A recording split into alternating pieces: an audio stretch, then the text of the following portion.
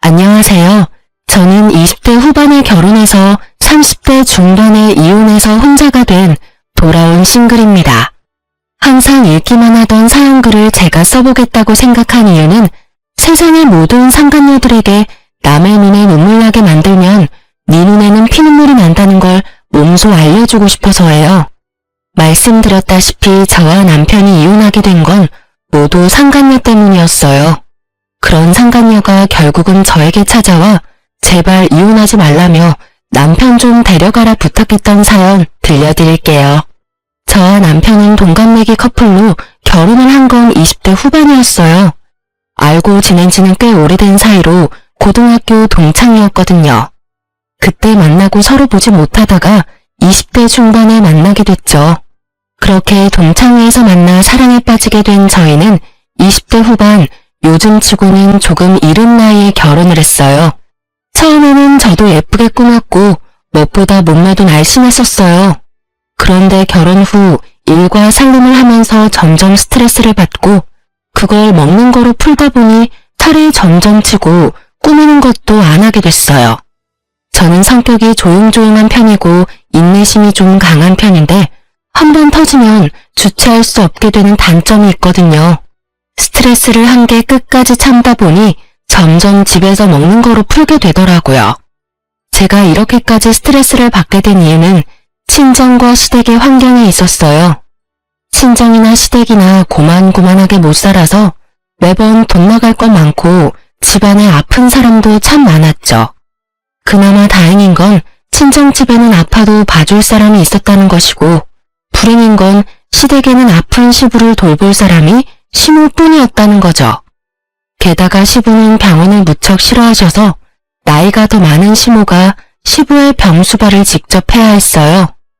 아예 시모에게 모두 맡겨둘 수 없었던 저는 그것 때문에도 스트레스를 많이 받았어요. 그리고 친정에서 아픈 부모님을 위해 돈을 좀 달라고 할 때도 마찬가지로 스트레스를 받았죠. 이유야 여럿이지만 결론은 살이 엄청나게 쪘고 애도 들어서지 않게 됐어요. 게다가 남편은 애를 만들 생각도 없어 보였죠. 제가 아이를 가지고 싶다고 말하면 남편은 당신처럼 뚱뚱하고 못생긴 여자한테 마음이 생길 리가 있겠냐며 그런 식으로 저의 인격을 모독하기도 했어요. 그러면서 점점 여자로서의 자신감은 완전 바닥을 쳤어요.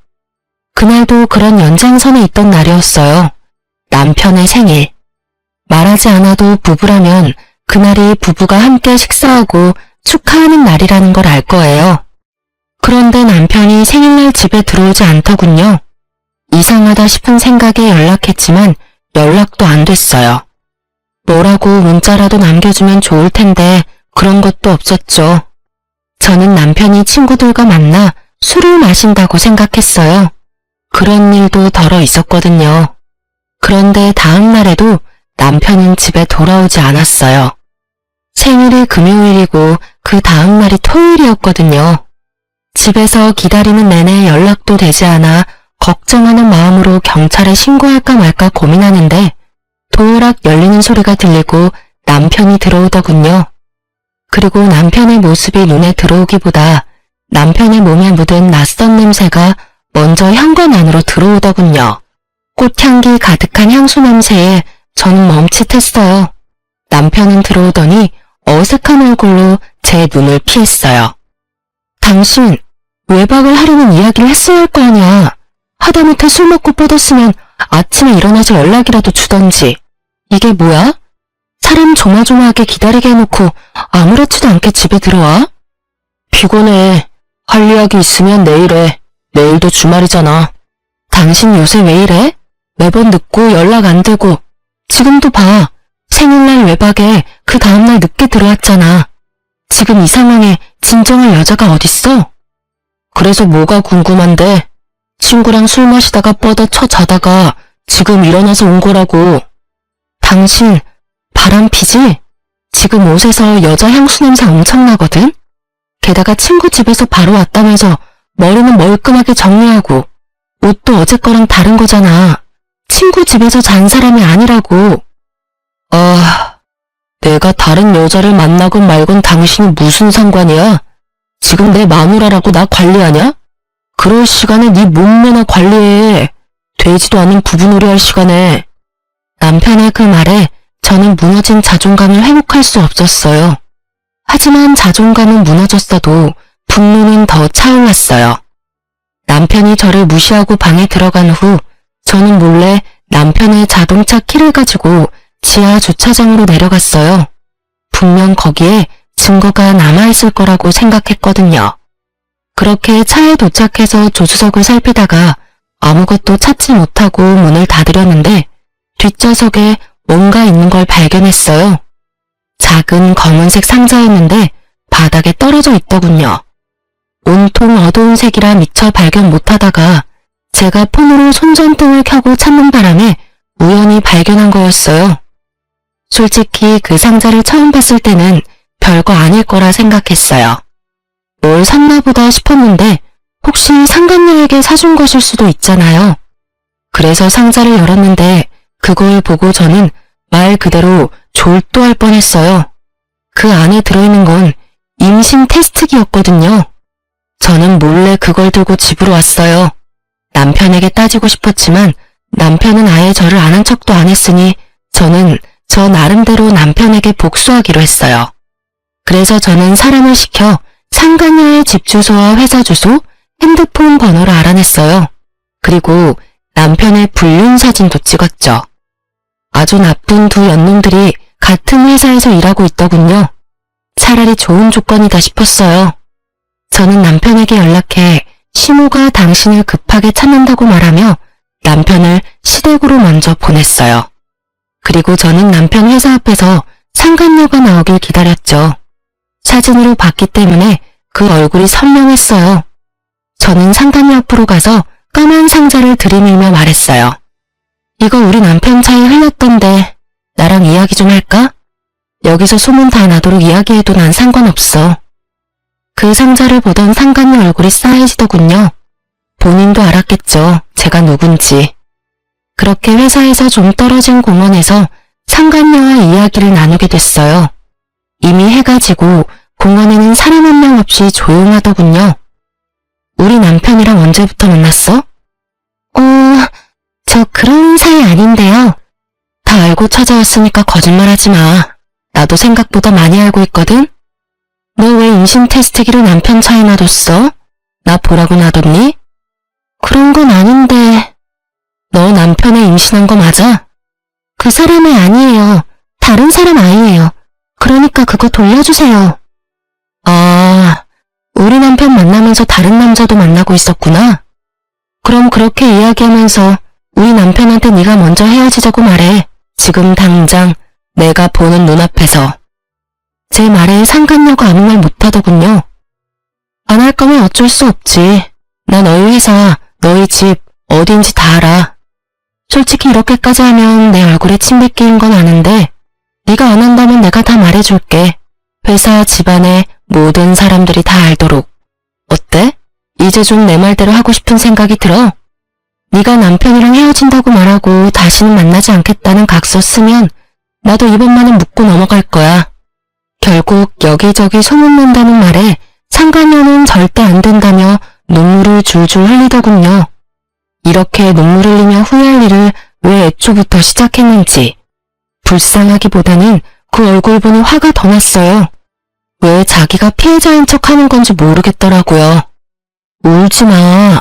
울고 싶은 게 누군데 네가 울어? 너 피해자처럼 굴고 싶은가 본데 너는 가해자야. 다른 사람 괴롭히고 상처 준 피해자. 네가 한 짓이 어떤 짓인지 다른 사람들이 다 알게 해줄까? 결국 상간녀는 두 번 다시 만나지 않겠다는 각서를 쓰고 남편에게 헤어지자는 문자를 보냈어요. 저는 상간녀에게 말했어요. 네가 우리 남편이랑 다시 만나는 순간이 너한테는 지옥이 될 거야. 내가 네 집과 회사 모두 다 알고 있다는 것만 잘 알아도. 그렇게 말하고 저는 집으로 돌아왔어요.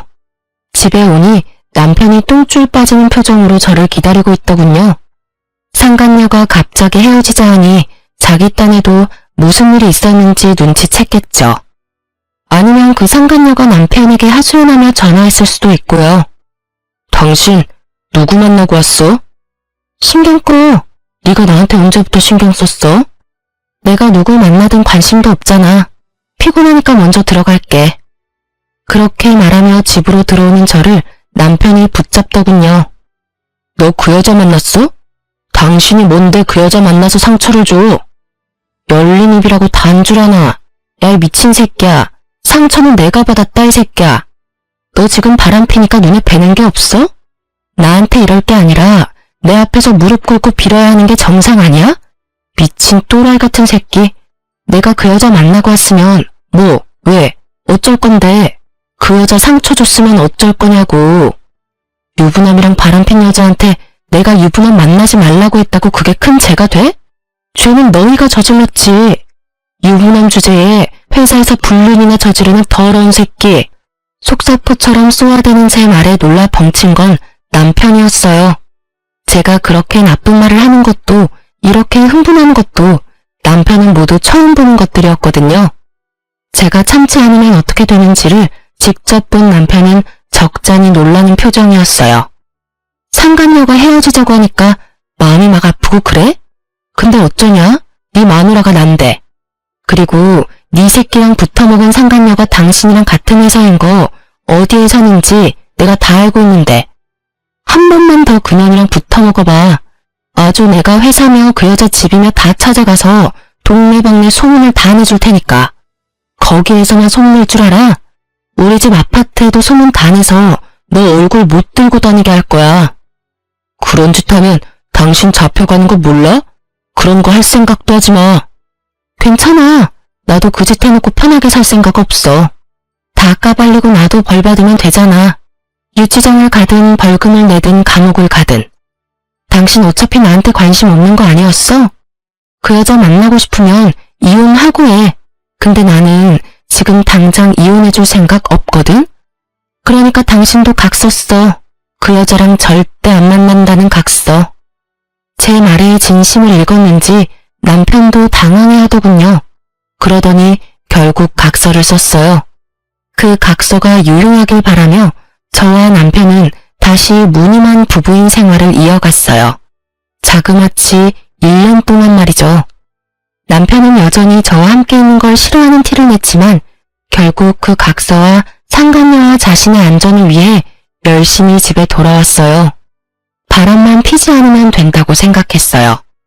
지금 당장은 내가 화가 났지만 시간이 지나면 풀릴 거라고. 남편의 마음을 돌리기 위해 다이어트도 시작했고요. 그런데 그런 제 노력 따위는 다 허사였죠. 남편 마음은 제게 돌아올 여지가 1도 없어 보였거든요. 그래도 저는 가정을 깨고 싶은 마음은 없었고 무엇보다 이혼녀라는 타이틀을 달고 싶지도 않았어요. 지금 생각하면 별거 아닌데 이혼을 해버리면 내가 다른 사람한테 나쁜 사람처럼 비춰질 것 같았거든요. 그렇게 저만의 고민과 고통으로 힘들어할 때 다시금 저를 힘들게 하는 일이 생겼어요. 하루는 시부가 연락이 왔어요. 원래 연락은 시모가 하는데 시부에게 연락이 온 거죠. 이상하다 생각은 했는데 시댁으로 잠시 오라는 말에 급히 오후 반차를 쓰고 시댁으로 향했죠. 급하면 남편에게 말하라고 했더니 시부가 남편에게 먼저 전화했더니 전화를 받지 않았다는 말을 하더라고요. 그때 저는 남편이 혹시 또 하는 생각을 했어요. 그렇게 시댁에 도착했는데 시부가 이상한 표정으로 말하더군요. 이놈의 할망구가 노망이 났는지 식사를 안 만들어줘. 내가 뭐라고 해도 그냥 멍하니 앉아 있기만 하고 오늘 점심도 안 먹었으니 네가 밥 좀 해다오. 그리고 혹시 모르니 네 시어머니 병원에 좀 데리고 가봐라. 저는 순간 철렁했어요. 연세가 있으신 데다가 시부의 긴 병에 수발을 들던 시모에게 혹시 치매가 온 건 아닐까 하는 생각이 들었거든요. 제가 일하는 의원에도 가끔 치매 걸린 어르신이 오시는데 식사 때를 잊는다던가 식사를 계속 하시려는 경우가 있다는 걸 저도 잘 알고 있었거든요. 저는 놀란 마음에 급히 시모를 데리고 가까운 병원으로 찾아갔어요. 그리고 결국 진단받은 건 인지장애였어요. 인지장애가 치매가 되면 집에서 돌보기는 좀 힘들 거라고 이야기하더군요. 저도 다 아는 내용이라 더 실감이 났어요. 시모는 알고 있었는데 숨기고 있었던 듯해요. 저는 그 결과에 한숨이 절로 나오더군요. 일단 저는 시모를 데리고 시댁으로 갔어요. 아픈 시부 인지장애 진단받은 시모. 시부모에 대한 이야기를 하려고 남편에게 집으로 최대한 빨리 오라고 했어요. 그렇게 연락을 해놓고 가만히 생각하니 시댁이 남편 회사와 가까워 회사에서 만나 같이 집에 가면 될 것 같더라고요. 택시 타면 교통체증 감안해도 남편 퇴근 시간 전에는 도착할 것 같아서 저는 남편 회사로 향했어요. 그 앞에서 커피를 사서 마시며 기다리고 있는데 남편이 회사 밖으로 나오더라고요. 그것도 상간녀와 함께 둘이 하하호 웃으며 나오는데 완전 열이 받았어요. 헤어지라고 했으면 회사에서도 영 끊어야지. 저렇게 즐겁게 있으라는 이야기가 아니었잖아요. 열받은 저는 남편 앞에 나타났죠. 제 얼굴 보더니 남편도 그 상간녀도 너무 당황한 표정으로 저를 바라보더군요. 즐거워 보이네? 당신이 여기는 어떻게 집에 있는 거 아니었어? 집으로 가려다가 당신 퇴근 시간 맞출 수 있을 것 같아서 회사로 왔지. 그런데 의외의 장면을 보네? 내가 각서 2장 집에 가지고 있는 거 알지? 남편이 입을 꾹 다물더니 상간녀를 먼저 보내더군요. 저는 남편에게 일단 차에 타자고 말했어요. 남편 차를 타고 집에 가는 길에 저는 남편에게 물었어요. 설마 당신 아직도 그 여자 만나? 딱 봐도 헤어진 느낌이 아닌데? 아님 각서는 쓰고 만남은 계속하고 뭐 그런 거야? 여보, 내가 각서를 쓴 건 맞는데 나 솔직하게 말해서 점점 그 여자한테 진심이 되어가. 당신한테는 진짜 미안한데 그 여자한테서 사랑을 느낀다고. 부탁해, 나랑 이혼해줘. 당신도 나랑 사는 거 힘들잖아. 저는 정말 화가 났어요. 저와의 약속을 지키지 않은 것도 모자라 남편이 제게 그 상간녀를 사랑한다고 말하는 것이 너무 배신감이 들었거든요. 내가 힘든 건 내가 알아서 해. 당신이 그런 걸 걱정할 필요는 없지. 그 여자를 사랑하면 나랑 결혼을 왜 했어? 내가 그때 예쁜 몸, 예쁜 얼굴이 아니라서 이제 정이 다 떨어졌어? 너한테는 결혼이라는 게 다 그렇게 쉬운 거야? 싫으면 헤어지고 좋으면 만나고 그건 연애할 때나 하는 거지. 당신 결혼까지 한 사람이라고. 내가 잘못한 거 나도 알아. 그러니까 당신한테 이렇게 부탁하는 거잖아. 제발 나 좀 놔줘. 당신도 그 편이 더 행복할 거야. 저는 남편을 보며 시부모를 떠올렸어요. 치열은 생각을 하며 남편에게 마지막으로 물었어요. 정말로 당신 나한테 돌아올 생각은 없어? 없어. 나한테는 그 여자가 마지막 사랑이야. 그 이야기에 들고 있던 종이컵을 꽉 쥐어버렸어요. 그 탓에 안에 남아있던 커피가 밖으로 흘렀지만 그런 건 신경 쓰이지도 않았어요. 저는 남편에게 내일 이야기하자고 이야기했어요. 그리고 그 다음날 저는 상간녀를 찾아갔죠. 분명히 전날 상간녀가 남편 회사에서 같이 나오는 걸 봤는데 알고 보니 회사를 퇴사했더군요. 어제가 퇴사날이었고요. 집도 이사를 한 모양이었어요. 그때 생각이 들었죠. 아, 이것들이 어제 그렇게 정리를 하고 저녁에 나한테 이혼하자고 말한 거였구나 하고 열받은 저는 남편에게 상간녀를 데려오라고 했어요. 할 말이 있고 그 여자 데려와서 대면시켜주면 이혼을 진지하게 생각해보겠다 했거든요. 그랬더니 1시간 만에 그 여자가 왔더군요. 팔에는 아주 작은 아이를 안고 말이죠. 그때 임신 테스트기에 그 아이인 것 같더라고요. 애 아빠는? 이 사람이 애 아빠예요. 와, 둘이서 아주 날 가지고 놀았네. 두 사람 애였는데 나한테는 아니라고 하고 여전히 둘이서 잘 만났다 이거야? 거기다 애까지 있고? 그럼 어떡해요. 그때는 어떻게든 그 상황을 모면해야 했으니까요. 그래도 애한테 아빠는 주고 싶은 마음이라서요. 두 사람이 헤어져주면 좋은 가정을 만들 수 있을 것 같아요. 넌 이 상황에 죄책감도 없어? 아니, 미안한 마음 눈꼽만큼도 없는 거야? 죄책감이 왜 생겨야 하는데요? 솔직히 아줌마보다 내가 더 예쁘고 오빠도 나를 좋다고 했고 두 사람 사이의 장애물은 아줌마뿐이잖아요. 오히려 아줌마가 우리 사이를 갈라놓은 거 아닌가? 그냥 그때 알았을 때 이혼해줬으면 됐잖아요. 뻔뻔하기가 아주 하늘을 찌를 듯 하더라고요. 그 말을 들으면서 저는 그냥 다 놔버렸어요. 상간녀가 오기 전에는 남편을 설득해보자 싶었어요. 아픈 시부와 시모를 생각해서라도 다시 되돌려 보려 했는데 이 또라이 같은 두 연놈들은 아주 작정을 하고 저와의 이혼 계획을 세웠더군요. 제가 소문을 못 퍼뜨리도록 이사까지 하고 직장도 옮기고요. 그냥 포기하기로 했어요. 남편 불륜을 눈으로 확인하면서 그런 남편의 부모를 모시는 일을 하다간 도리어 제가 정신병에 걸릴 것 같았거든요. 스트레스가 최고에 이르니 그냥 다 포기하게 되더라고요. 그렇게 됐으니까 당신이 이혼해줘. 내가 해달라는 건 다 해줄게. 솔직히 당신 애도 없고 지금 이혼해도 좋은 사람 만날 수 있을 거야. 이건 무슨 고양이 쥐 생각하는 짓인지. 누구 때문에 지금 이혼을 하는데 왜 집값게 나를 신경 써요? 저는 남편에게 말했죠. 그딴 동정 같은 거 나한테 하지 마. 내가 좋은 사람을 만나건 미친놈을 만나건 너랑은 이제 상관없어. 이혼해줄 테니까 위자료 다 내놔. 너랑 네 예비 신부도. 그리고 재산 분할 확실하게 반으로 하고 그거 아니면 나 이혼 못해줘. 못하러 소송해. 그러면 당신 유책 배우자인 건 빼박이야. 혼외자 아들 있는 데다 상간녀도 유부남인 거 알고 만났으니까. 그건 너무 큰 돈인데.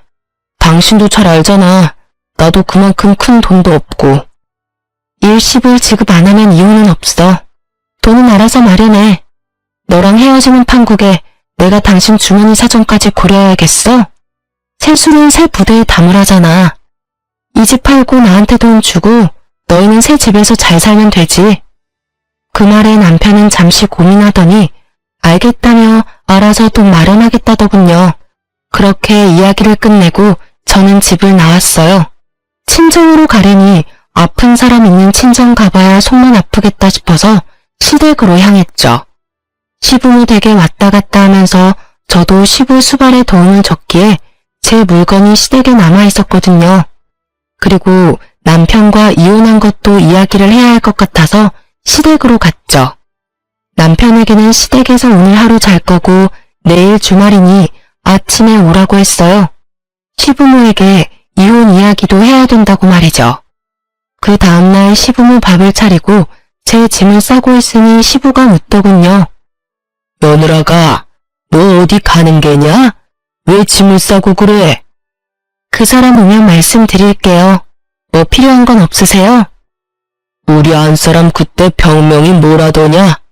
나는 듣고도 잊어버렸어. 치매가 맞대? 치매는 아직 아니고 인지장애라고 하는데요. 치매로 진행될 가능성이 무척 높다고 하셨어요. 그래서 아마 어느 시점이 되면 집에서 모시기는 좀 어려울 것 같고 주간 보호나 요양원을 생각해보라고 하시더라고요. 제 말에 시부가 한숨을 푹 쉬더니 그러더군요. 그럼 내 병수발은 이제 누가 들어주냐? 마누라가 제정신이 아니니 밥도 제때 못 먹을 거고. 그러지 말고 우리 집에서 살면서 며느리 네가 내 병수발을 좀 들어주면 안 되겠냐? 그 말에 대답을 하려는데 남편이 들어오더군요. 그리고 그 뒤에는 상간녀의 모습이 보였어요. 현관에서는 시부와 시모 모습은 보이지 않았어요. 그리고 저는 제 물건들과 통장 하나를 챙겨 나왔어요. 아줌마, 이혼하기로 해놓고 왜 여기 와서 이러고 있어요? 언제까지 본처로 행동할 거냐고요?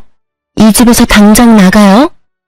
아주 아나무인이 상간녀 얼굴을 보며 저는 싱긋 웃었어요. 그리고 안방에 있는 시부에게 들리도록 크게 말해줬죠. 아버님, 걱정하지 마세요. 이제 아버님 식사랑 수발 드는 건 여기 있는 아가씨가 해줄 거예요. 제 말에 남편과 상간녀가 어리둥절한 표정을 짓더군요. 그래서 제가 친절히 말해줬죠. 그저께 아버님 전화 받고 어머님 모시고 병원 갔다 왔어. 아무래도 오랫동안 아버님 병수발도 하시고 우울증도 좀 있었던 게 화근이었는지 인지장애 진단받고 집에서 쉬고 계셔. 그 탓에 계속 아버님 식사 준비 시간도 잊으시고 항상 들던 병수발도 제대로 못하셔서 아버님이 걱정이 많았나 봐. 나더러 여기 살면서 병수발 들고 식사 준비 좀 해달라 하시잖아. 어차피 나랑 이혼하면 당신이 저 여자랑 결혼할 건데 이제 그건 저 여자가 다 가져가야 할 부분이잖아? 제 말에 남편이 놀라며 묻더군요. 뭐? 인지장애?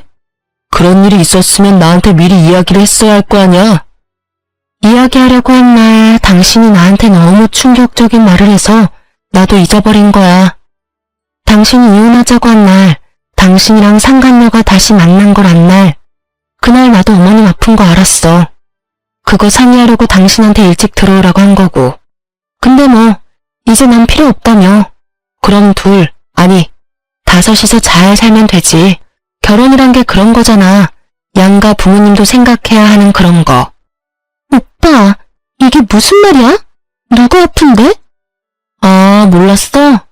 아파서 이 집에서 누워 계신 건 아버님이시고 이제 막 인지장애 진단받고 아프시게 된 건 어머님이셔.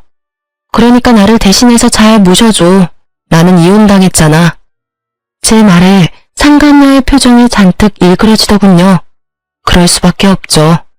알콩달콩 셋이서 살아야 할 세 사람 앞에 갑자기 나타난 시부모의 존재가 얼마나 어색하겠어요. 아버님은 몇 년째 누워 계시는데 삼시세끼 꼬박 챙겨드려야 하고 어머님은 곧 치매로 진행될지 모르니 잠시도 눈을 떼면 안 되거든. 오빠, 이게 다 무슨 소리야? 시부모님 모셔야 한다는 말은 없었잖아. 설마 나 속인 거야? 자기야, 그런 거 아니야. 우리 아버지는 원래 아프셨는데 그때는 어머니가 수발 드셨거든. 근데 어머니 아프다는 이야기는 나도 오늘 처음 듣는 거라. 안 되면 두 분 다 요양병원 보내면 되지. 시부모가 들으면 욕 한 바가지 할 것 같은 말을 쉽사리 내뱉은 남편놈을 보며 저는 속으로 혀를 쳤어요. 잘하는 짓이다. 아버님 어머님 안에서 다 듣고 계신데 말을 해도 진짜 참 효자다 효자야. 너 두 분 어떻게 모실지는 두 사람이 알아서 해. 어머님은 병원 가기 싫어했지만 또 모르지 뭐. 아참, 그리고 당신한테 이거 주는 거 잊어버렸어. 나도 모르게 내가 챙겨왔거든. 저는 남편이 아닌 상간녀에게 통장을 하나 줬어요. 상간녀는 통장을 보더니 슬쩍 웃더군요. 그 안에 남편과 모은 돈이 들어있다고 생각한 모양이었어요. 그리고 상간녀가 그 통장을 열자 그곳에는 마이너스 통장 한도 5천이 찍혀 있었죠. 남편이 매달 꼬박꼬박 갚고 있는 마이너스 통장이었어요. 한도 끝까지 빌린 데다 기한 연장이 안 되는 걸로 알고 있는데 그것도 당연히 그 상간녀에게 돌려줘야 하는 거잖아요. 내가 보관하고 있어서 내 것인 줄 알았는데 당신 거잖아. 당신 미래의 와이프한테 줄게.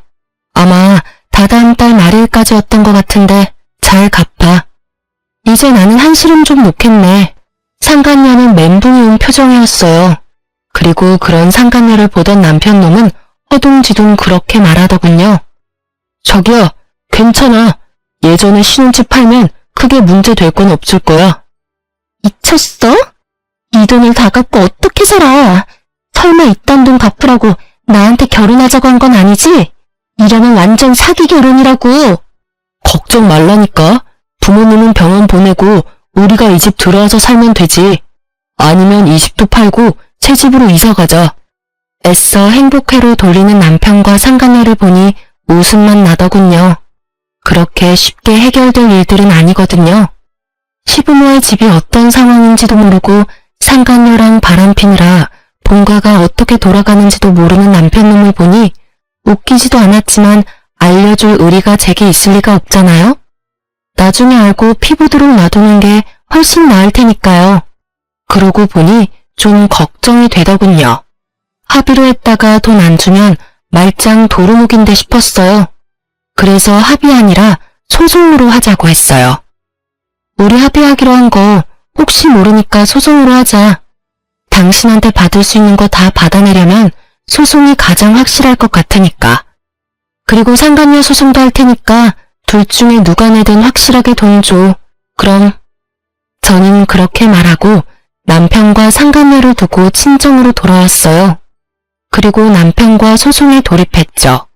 당연한 말이지만 남편과 상간녀가 저를 이길 순 없었고 제가 원하는 바는 거의 다 이루고 이혼이 이제 코앞이었죠. 애가 없어서 그나마 짧게 걸렸음에도 몇 달을 허비했어요. 그래도 제가 원하는 결과에 가깝게 판결이 났어요. 제가 이혼 후에 가장 먼저 한 게 뭔지 아세요? 필라테스 예약하는 거였어요. 남편과 결혼하고 찐 살들, 남편과 함께 떠나보내기로 작정했거든요. 이제 신경 써야 할 건 제 인생뿐이었으니까요. 정말 마음 편하게 살도 빼고 열심히 꾸미고 취미생활도 동호회 생활도 열심히 했어요. 그리고 몇 달 안 돼서 제가 일하는 병원으로 상간녀가 울상인 얼굴로 찾아왔더군요. 아줌마, 이혼하지 마. 제발 다시 당신 남편 좀 데려가. 그 시댁 사람들도 다 데려가고. 다짜고짜 저를 보더니 사정사정하며 매달리는 상간녀를 보니 그동안 아주 된통 당했다는 걸 알 수 있었어요. 그 예쁘던 얼굴은 다 상하고 그 상간녀도 저처럼 살이 오르기 시작하더군요. 시댁과 남편이 주는 스트레스가 생각보다 상당한 것 같더라고요. 당연한 일이었죠. 자기 생각대로 된 건 결혼 그 자체뿐이고 나머지는 다 생각과 빗나가 버렸을 테니까요. 여기 와서 이러면 곤란한데요? 전 남편이랑 저는 이제 남남이고 저는 법적으로 이제 곧 싱글이에요. 그리고 당신은 제 전 남편의 여자친구고요. 그리고 너무 웃기네요. 헤어지라 할 때는 못 헤어진다더니 정작 둘이서 저를 이혼하도록 만들고 나서는 이제 와서 이혼하지 말라니 어느 장단에 춤춰야 할지 모르겠네요.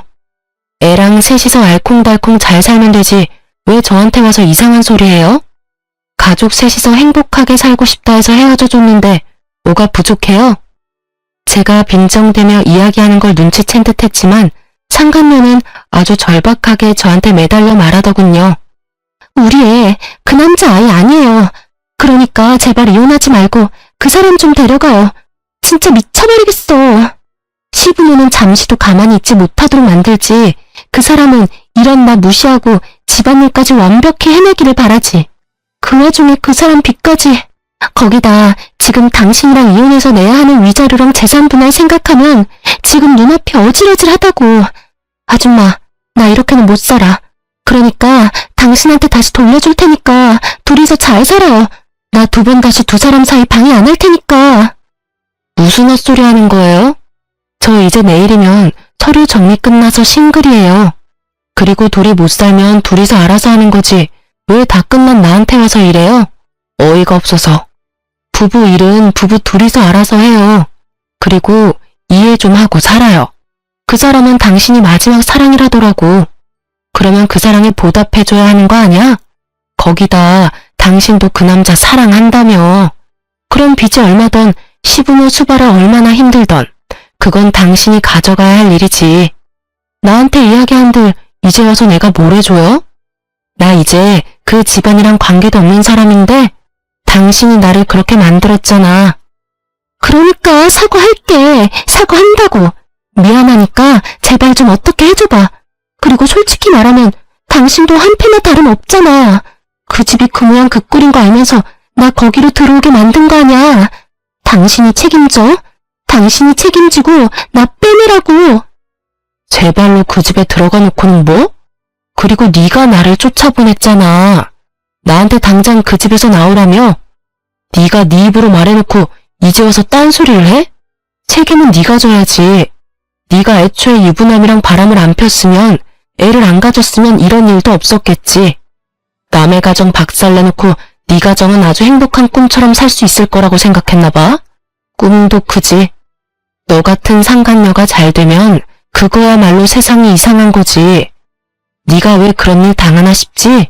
다 네가 만든 업보야. 네가 저지른 일에 대한 대가고. 그러니까 끝까지 책임지고 그 남자 맡아줘. 괜히 나한테 떠넘기려 하지 말고. 저는 꽥 소리를 지르고는 목을 다듬었어요. 그리고 저희 병원 명함을 하나 꺼내서 줬어요.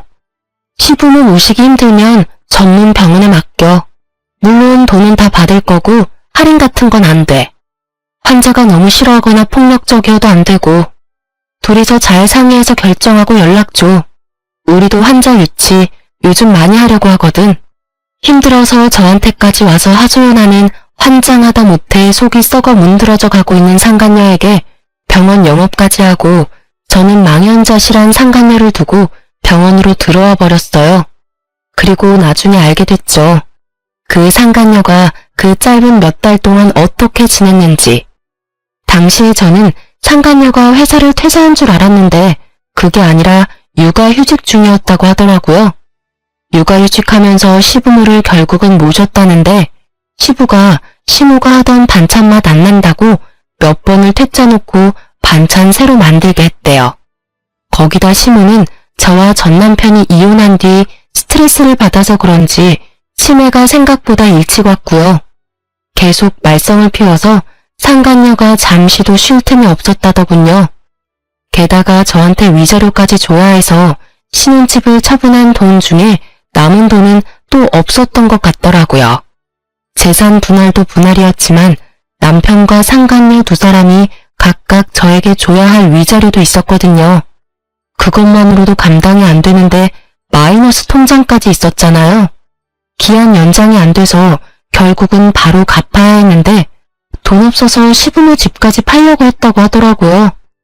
그런데 막상 뚜껑 열어보니 시부모 집도 담보대출로 한도 끝까지 대출 끌어당긴 상태였고 팔아봐야 몇 천만 원 팔고 나와서 전세를 얻을 수 없는 상황이라 결국은 상간녀 명의로 돈을 좀 빌린 것 같더라고요. 저는 그렇게 될 줄 다 예상했었어요. 그걸 예상 못한 건 전 남편이었죠. 솔직히 그런 현실 같은 건 다 내다버리고 상간녀와 달콤한 꿈이나 꾸던 놈이 뭘 할 수 있었겠어요. 상간녀도 전 남편도 꿈에서 깨어나 혹독한 현실을 마주하는 것밖에 별 도리가 없었겠죠. 상간녀가 다녀가고 며칠 지나지 않아 전 남편이 저희 병원 앞에서 저를 기다리고 있더군요. 제가 전화를 모두 무시했더니 직접 앞에서 기다리고 있었던 거였어요. 그 상황이 너무 웃겼어요. 이혼 전이랑은 정반대였거든요. 항상 대화하려면 제가 가야 하고 제가 기다려야 했는데 이제는 전 남편이 저와 대화하기 위해 애쓰는 걸 보니 밖으로 나온 저를 보고 전 남편이 살짝 놀라더군요. 저도 그간 살을 많이 뺐거든요. 거의 15kg를 운동과 식이 조절로 감량했으니까요. 생각보다 빨리 예전 몸으로 돌아오고 있었죠. 사실 스트레스를 덜 받으니 폭식이 줄어서 빠진 것도 있긴 했죠. 어쨌든 예전 모습으로 돌아가고 있던 제 모습에 놀란 건지 전 남편이 살짝 놀라더군요. 당신 못 알아볼 뻔했어. 완전히 옛날처럼 돌아왔네.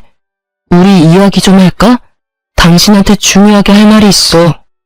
난 당신이랑 할 이야기 없는데? 우리 이제 헤어졌고 서류 법적으로 정리 다 끝났고 뭐가 필요한데? 나는 당신한테 이제 필요한 것도 원하는 것도 없어. 잠깐 내 말 좀 들어봐. 나 이혼하고 그 여자랑 살면서 한시도 당신 생각 잊어본 적이 없어. 정말 그 여자는 진짜 최악이었던 것 같아. 내가 정말 사랑하고 나를 정말 사랑해주는 여자는 당신뿐이었다는 생각을 해. 자다가 봉창 두드리는 소리를 하는 전 남편을 보니 저는 오히려 말을 잇지 못하겠더라고요. 무슨 헛소리야? 사랑? 너 나한테 사랑이라는 단어 말할 자격도 없거든?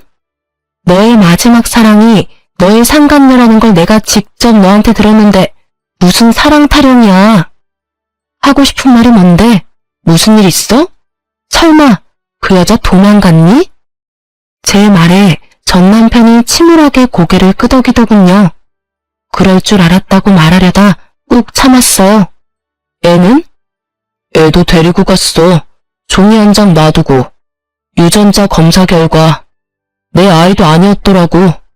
뭐? 내 애가 아니라 딴 남자애였다고. 그러니까 그 여자가 진짜 나쁜 년이라고. 당신한테는 진짜 미안했지만 나도 그 여자한테 당한 거나 마찬가지라고. 애 가졌다고 속이고 나랑 결혼하고 싶다고 했잖아.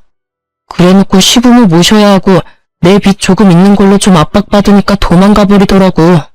집에 있는 돈 되는 물건 다 팔아서. 딱 보니 여자도 빚질 생각은 없어 보였고 값비싼 물건 팔아서 자기 명의로 돈 된 거 다 갚을 생각이었던 것 같더라고요. 근데 그 여자 도망간 거랑 나랑은 무슨 상관인데? 상관이 왜 없어? 우리 사이를 방해하던 여자가 사라졌다고. 그러니까 당신이 이제 나한테 와도 된다는 말이지. 당신 어쩔 수 없이 나랑 이혼했잖아. 그러니까 다시 제자리로 돌아와. 우리 사이를 방해하던 여자. 얼마 전까지 마지막 사랑이라던 여자를 그렇게 말하는 전 남편을 보니 속에서 토가 나올 것 같더라고요. 저놈은 머릿속에 대체 뭐가 들었나 하고요. 저한테 한 말 따위는 아주 까맣게 까먹어버렸는가, 아니면 저놈에게 사랑이란 입맛대로 바뀌는 건가 싶었죠. 아주 똥을 싸요. 제자리는 무슨 제자리? 우리가 헤어진 게 제자리야, 이 또라이야. 상간녀 도망가고 나니까 누구 하나라도 시부모 수발 들어줄 여자 찾고 싶어? 나는 죽었다 깨나도 당신한테 돌아가는 일 없어. 그러니까 뻘짓 그만하고 돌아가서 시부모님이나 잘 모셔. 상간녀 없으면 너 혼자 모셔야 될 거 아냐? 여보, 다시 생각해봐. 당신은 끝까지 이혼 원하지 않았잖아. 그러니까 그때 나를 멈춰 세웠었어야지. 왜 벌써 다 떠나가고 뒤늦게 손을 흔들어?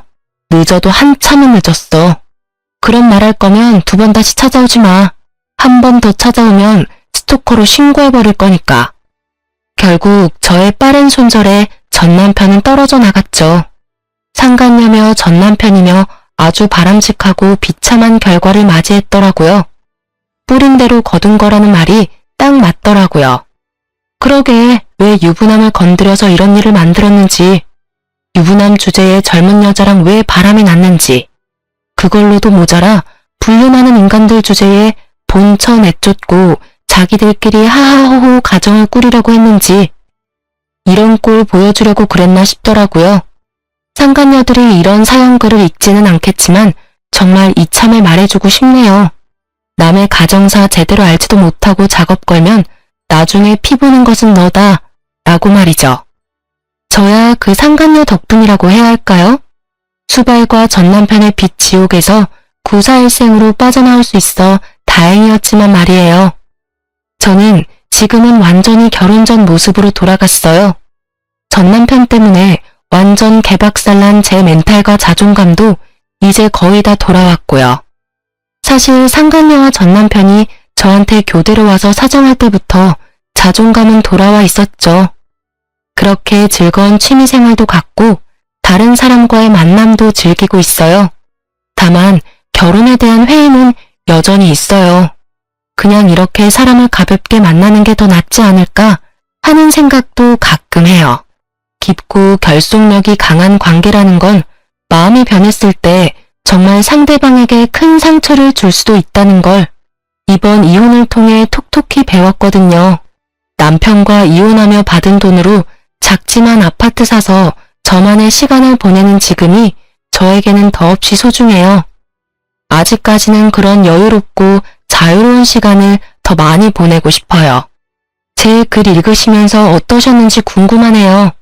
익숙치 않은 글을 쓰느라 조금 버벅거리기도 했지만 좋게 봐주셨으면 해요. 그리고 제 글 읽고 답답한 속 뻥 뚫리셨으면 좋겠어요. 그럼 저는 이만 물러가 보겠습니다. 들어주셔서 감사합니다.